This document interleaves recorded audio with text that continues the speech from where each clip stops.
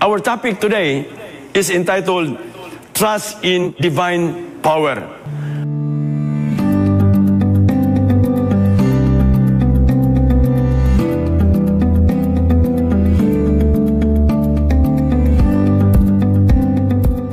Atong pagsalig ngadto sa gamhanan nga gahom o kini nga gahom mga kapaglaom ato lamang madawat pinaagi kang Ginisus. Ang atong teksto nga ato gibasa a while ago makita sa Proverbio kapitulo 3 mga bersikulo 5 ug 6 nagaingon, trust in the Lord with all your heart and lean not on your own understanding. In all your ways acknowledge Him and He will make your path straight. Kini nga teksto nagahatag kanato og paglaom nga diha lamang kang Kristo, diha lamang sa Ginoo ibutang nato ang atong pagsalig og dili ta magsalig sa atong kaugalingon nga pagsabot sa tanan nato nga mga dalan atong i-acknowledge ang Ginoo og siya giya sa ato pagkinabuhi sa matag adlaw. Trust in God, no? Trust in divine power. Nagaingon ang pen of inspiration, My Life Today, page 149. We should cooperate with God in the care of our bodies. Love for God is essential for life and health. Faith in God is essential for health.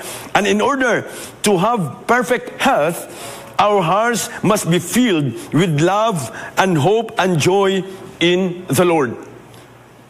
Kini siya nga balasahon, kini nga quotation, nagapainomdom lamang kanato that we should cooperate with God. Kay nahibalo kita, nga kung kita mutuman sa kabubuton sa Ginoo, mutuman, musalig ngadto kaniya, atong doon na tayo pagtuo ngadto kaniya, mabat na nato ang himsog, perfect health, nga mao'y desire sa Ginoo alang kanato.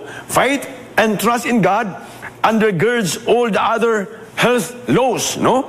So, in the most essential law, atong imuon nga ang pagstuman o ang pagsalig ngadto kaniya, himuon nato nga ginatawag nga daily practice. Kanang inaadlaw-adlaw nga pagbuhat. Dili lang kay ato buhaton ang pagtuman sa health laws once a week or once a month, but it needs a daily practice, mga kapaglaom. So, the very best physical, mental, and spiritual health possible is attained only by connecting with God's power. Madawat nato kuno ang physical, mental, and spiritual health kay himsog sa pinaagi sa atong physical, mental, and spiritual, pinaagi lamang kuno sa connecting with God's power.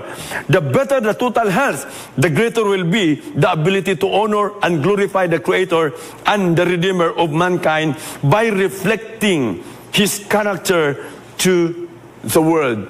Pagkanindot kayo nga pagpadasig alang sa matag usa kanato nining matahom nga adlaw nga ipapahulay. Meaning, connection with divine power imparts physical, mental, and spiritual health through obedience to heaven's laws, preparing God's people to fully serve Him.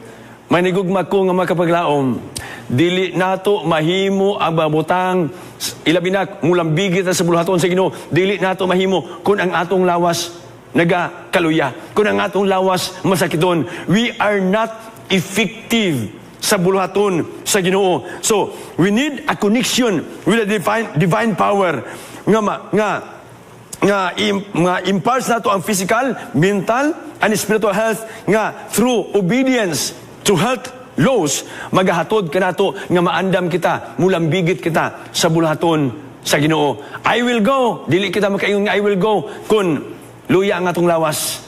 Dili kita makaingon I will go kun ang atong pagsalig ngadto sa Ginoo wala.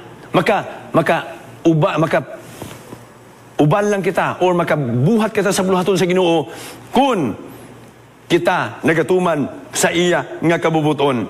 So, mga kapaglaom, heaven's perfect health is achieved only through our connection with God, and our cooperation with heaven's laws, and our service to God, our service to others.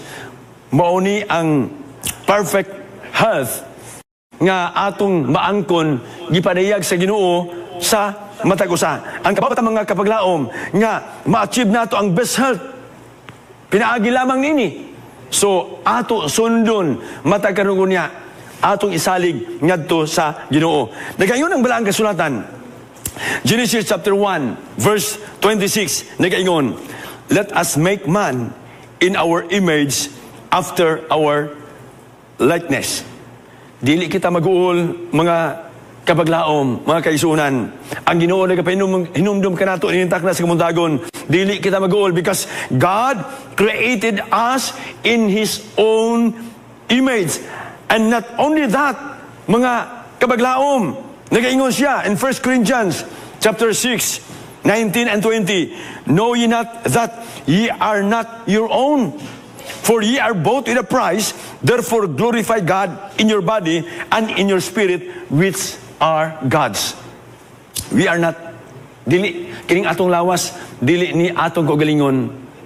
Kung manghulam ganito ako sa kabutang, mga kapaglaom, ato gyud na siyang ampingan, because it is not our own. Ang atong lawas, it is not our own. It is God, mga kaisunan, mga kapaglaom. Gipahulam na ni sa Ginoo sa tuwa. Busa, kinahanglan ato ampingan. Ato subayon ang mga health laws. Kung ang Ginoo nagapadayag sa balaod, ngadto kang Moses dito sa bukid sa Sinai, God has also His ways nga ipadayag niya ang health laws ngadto sa mga tao aron makabaton sa maayo nga panglawas. Ingon dinhi, unsa may tuyo nganong gipadayag sa Ginoo ang balaod sa maayong panglawas ngadto sa iyang katawhan. Nagaingon ang si Ellen G. White, Reflecting Christ, page 165. Man is God's workmanship, His masterpiece, created for a high and holy purpose. And on every part of the human tabernacle, God desires to write His law.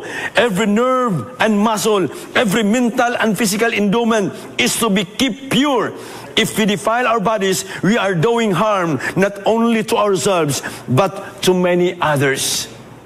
Manigugma ko ng mga kapaglaom, kita di ay mao ang kanang gihimo sa Ginoo.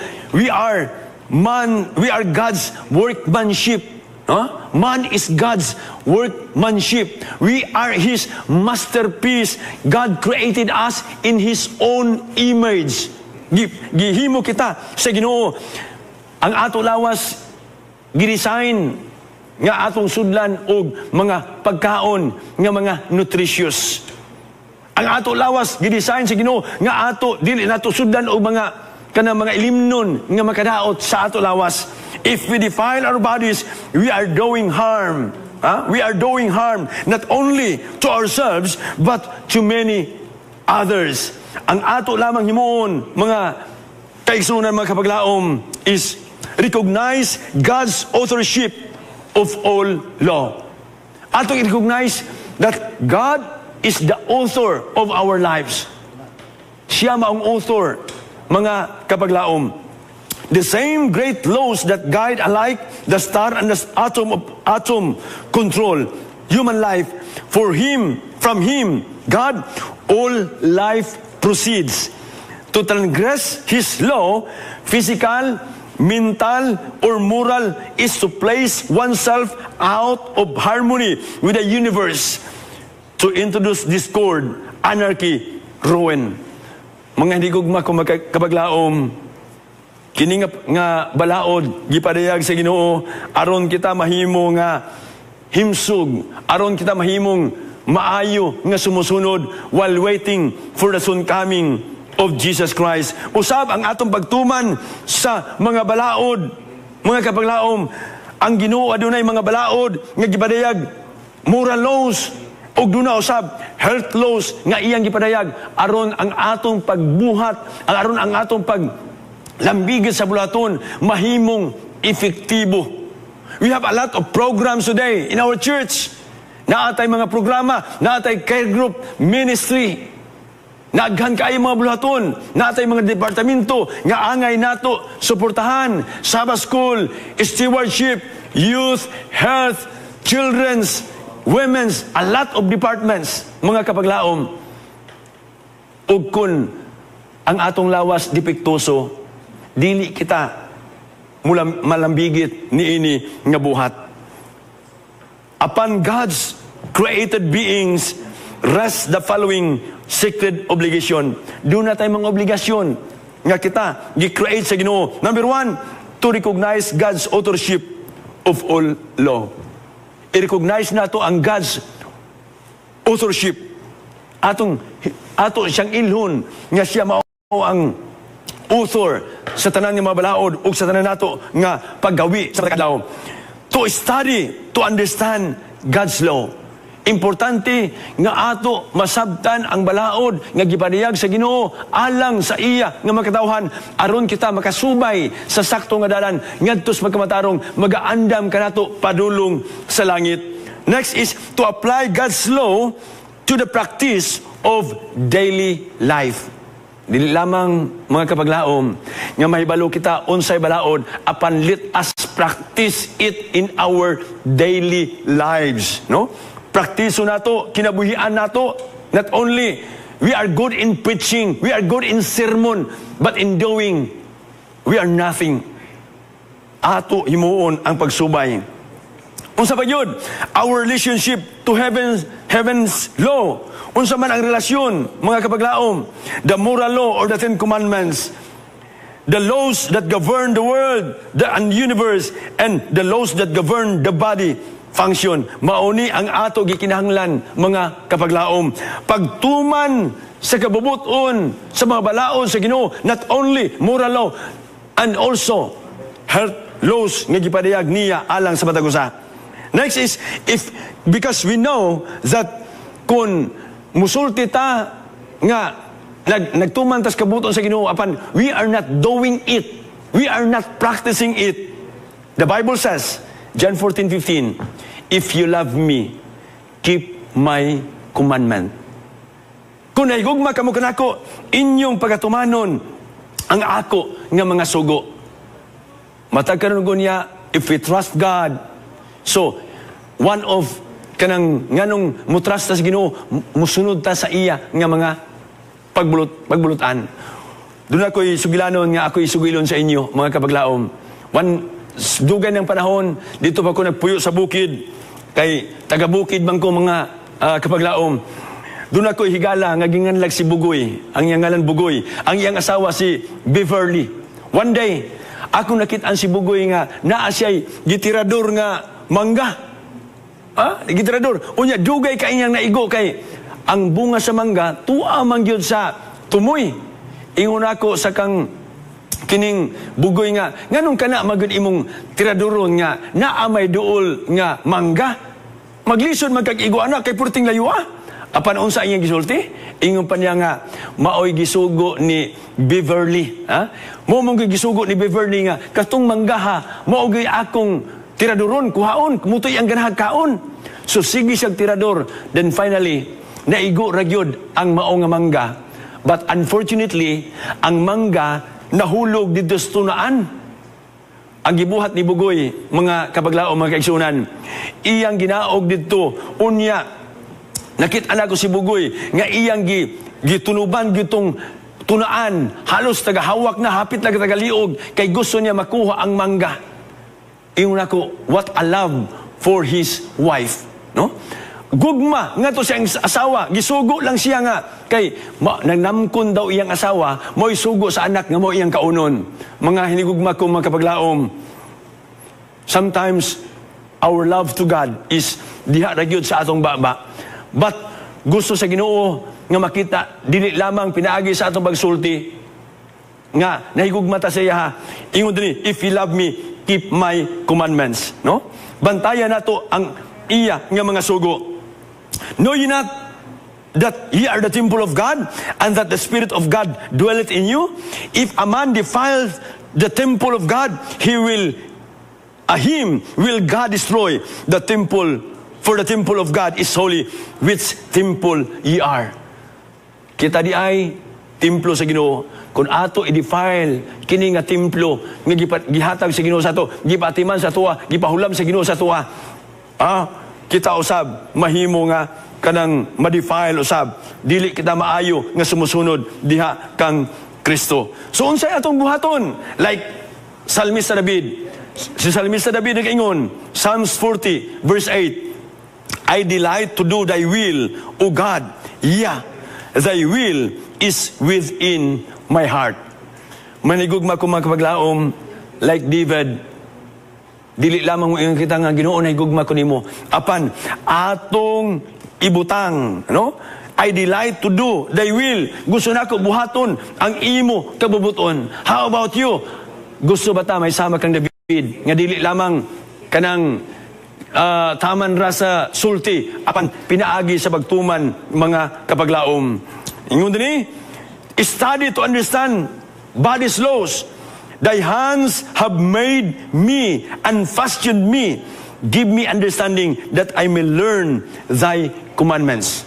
May nagugma ko mga kapaglaom, God is revealing to us the moral law nga gipadayag niya kay Moses, and also He is revealing to us, pinaagi sa iyang propeta, nga dunay mga butang or mga butang nga ato tumanon ano makabatunta ug maayo nga panglawas. Nagaingon si Mrs. White, my life today, it is not only the privilege but the sacred duty of all to understand the laws of God has established in their beings. As they more fully understand the human body, they will seek to bring their bodies into subjection to the noble powers of the mind. Mauni, it is not only a privilege nga gipadayag sa Ginoo nga kining ato duty, ato ipaibalo sa uban. It is my duty, mga kapaglaom, nga ipaibalo sa inyo ha kung unsa ang sagrado nga bulaton alang sa matagusa to establish nga sa atong kagalingon nga gusto sa Ginoo nga makabaton tag maing lawas, no? Og to seek to bring their bodies into subjection to the noble powers of the mind. Unsaon man nato pag-apply God's law to the practice of daily life? Ang Biblia nagasulti, the Bible teaches that health does not depend on chance. Health is the result of obedience to God's laws. Manigugma ko mga kapaglaom, ang Biblia nagasulti nga being healthy is not a coincidence, but it is the result of obedience to God's law. Nagaingon ang balaang kasulatan, Exodus chapter 15 verse 26, if thou wilt diligently hearken to the voice of the Lord thy God, and wilt do that which is right in his sight, and wilt give ear to his commandments, and keep his statutes, I will put none of these diseases upon thee, which I have brought upon the Egyptians, for I am the Lord that healeth thee. Usa kini kasaad sa Ginoo, Jesus is the great healer. Through obedience to all His laws, we cooperate with Him not only to preserve health, but also to recover from disease. If you are experiencing at this moment, nga ikaw nagbalatian, ang Biblia nagasulti, gipadayag kanato, if thou diligently hearken to the voice of the Lord, the moral laws, the health laws, mabat na nato ang kayuhan sa ato nga lawas. Let physician teach people that restorative power is not in drugs, but in nature. God has His way of healing for us. Disease is an effort of nature to free the system from conditions that result from a violation of the laws of health. In case of sickness, ingon pa sa magsulat, the cause should be ascertained, and healthy conditions should be changed, wrong habits corrected. The nature is to be assisted in her effort to expel impurities and to reestablish right conditions in the system. Mao ni atong series karon nga semana, God's way of healing. Because ang Ginoo nagaandam ragyod og panambal pinaagi lamang in natural way. Pinaagi sa mga natural way, water, nutrition, exercise, ugban pa, be temperate in all things, mga kapaglaom. Reflecting Christ, page 238. In teaching health principles, keep before the mind that great object of reform, that its purpose is to secure the highest development of the body and mind and soul. It is the health principle nga gipadayag sa Ginoo alang sa matag usa. Without this principle, without this health principle, mahimong mawala kita, mga kapaglaom, sa giya, sa balaan nga sa Ginoo. And we should be thankful to God. Pasalamat nga to sa Ginoo nga naay mga pagiya nga gipadayag niya, pinaagi siyang alagad, pinaagi siyang propeta nga ato sundon. We have a lot of books in our church nga mao'y giya alang sa pagbuhat niini aron nga makamatunta sa maayo nga panglawas. Kasultihan ta mo, mga kapaglaom, ill health weakens our service. Kung kita maluyahon, kung ang atong lawas masakiton, makapaluya ka na sa atong pagbuhat. Without health, no one can as distinctly understand or completely fulfill his obligation to himself, to his fellow beings, or to his Creator. Dili na ito mabuhat kung kita malayahon ang atong lawas. Adunay panuntiyon na gaingon, health is wealth. Ang atong himsog nga panglawas, usa ka na kadako nga bahandi alang sa matag usa kanato, because the number one nga kanabitang determination nga ikaw na himong successful nga usa ka tawo is not our wealth, is not our houses, is not our cars, is not our money, but it's how being healthy, mga kapaglaom. The misuse of our physical powers shortens the period of time in which our lives can be used for the glory of God. And it unfits us to accomplish the work God has given to us. Dili kita mahimong fitted sa buluhaton nga gipadayag sa Ginoo kanato dining kibutana. Doon na tayo dako kaayo nga buluhaton. Kung ikaw maluyahon, kinsaman ang motiwas niini nga buhat. By allowing ourselves to form wrong habits, by keeping late hours, by gratifying appetite at the form or at the expense of health, we lay the foundation for feebleness.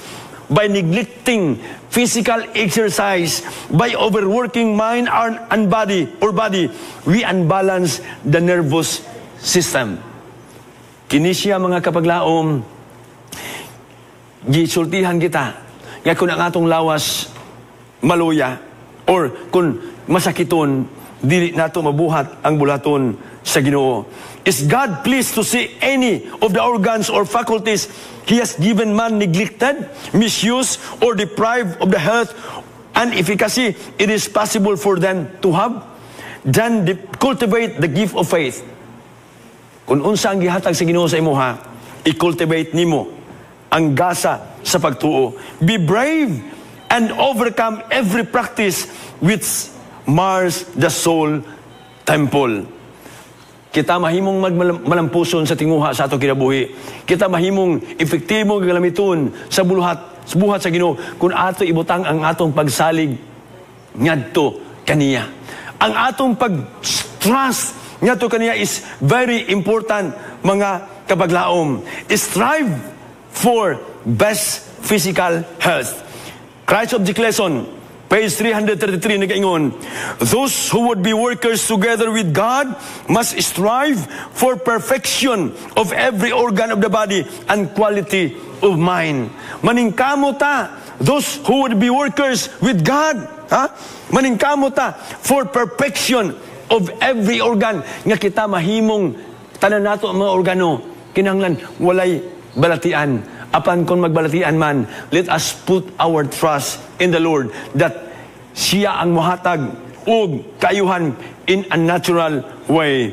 All our habits taste, and inclination must be educated in harmony with the laws of life and health. By this means, we may secure the very best physical condition and have mental clearness to discern the evil and the good. Mga nigugma ko, mga kapaglaom, ang Ginoo maayo kaayo para sa imuha ug sa kuha. Dili ta niya pasagdan, panahon nga magbalatian ta, God has His way of healing. Christ commit His followers an individual work, ministry to the sick and the poor. Giving the gospel to the lost is not to be left to the committees or organized charities. Individual's responsibility, individual effort, personal sacrifice is the requirement of the gospel. Reflecting Christ, page 238.